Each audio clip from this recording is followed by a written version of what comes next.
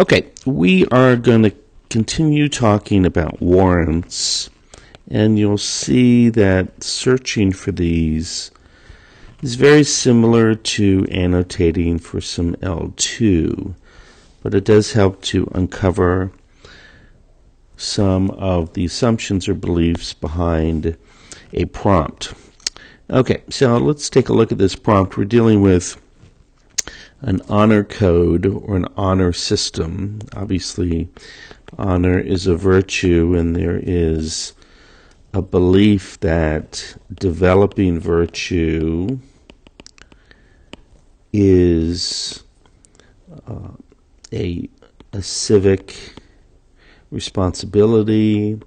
It has certainly benefits.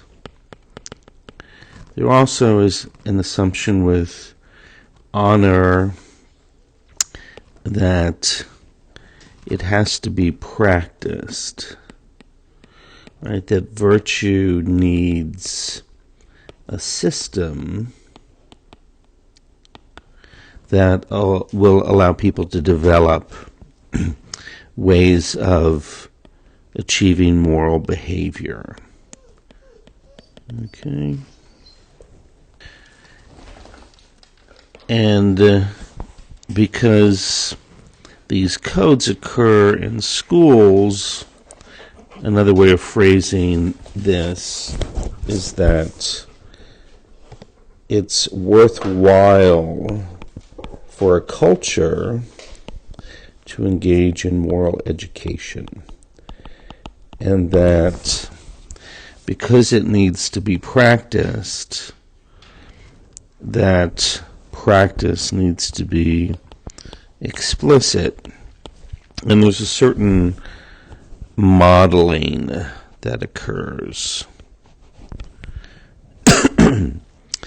with a moral education. So these are some of the initial ideas behind this particular warrant, this particular prompt per se.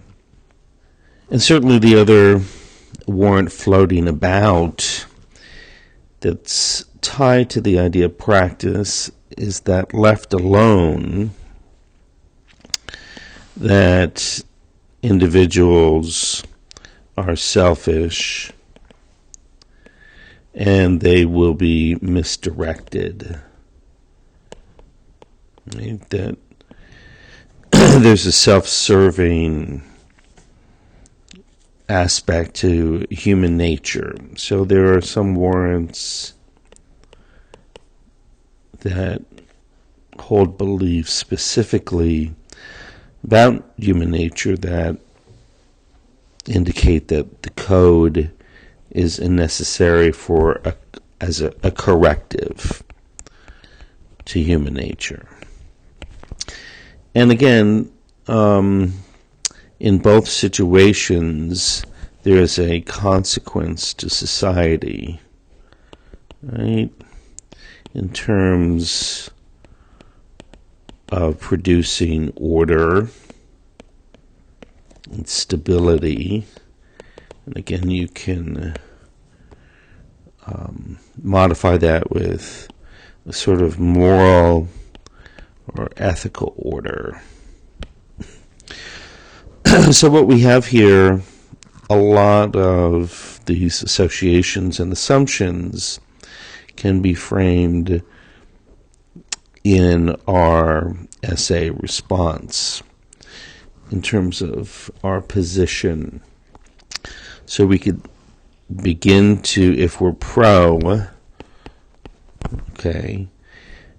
this type of code, obviously we're going to play on the corrective positive consequence of order and stability within a community. Certainly this educational moral instruction provides immediate benefit for the smaller community, but it also provides instruction as students leave and confront the challenges of ethical requirements outside of school, so that the code, again, has the educational benefit of creating a foundation. So all of this associative making and searching, all these phrases can be woven into a response to the argument. Of course, there are warrants on the other side. If you were against the honor code,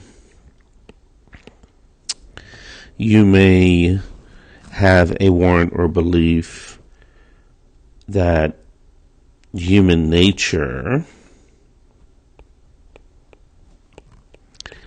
is by instinct moral or good and does not require a rigid code or the resources that perhaps a code implies or communicates an atmosphere of distrust within a community.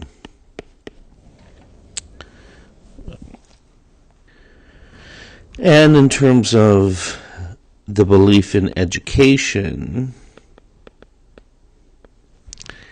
if you believe ultimately in the individual and choice, and that the benefit of the relationship between choice and consequence, natural consequence, is an important learning factor, that the honor code doesn't need to create a false system that may and often may not exist in the world, that the natural consequences are more of an educational value to students than an imposed honor system. So we've got warrants on both sides, and of course then we can, in the refutation, decide to refute either side.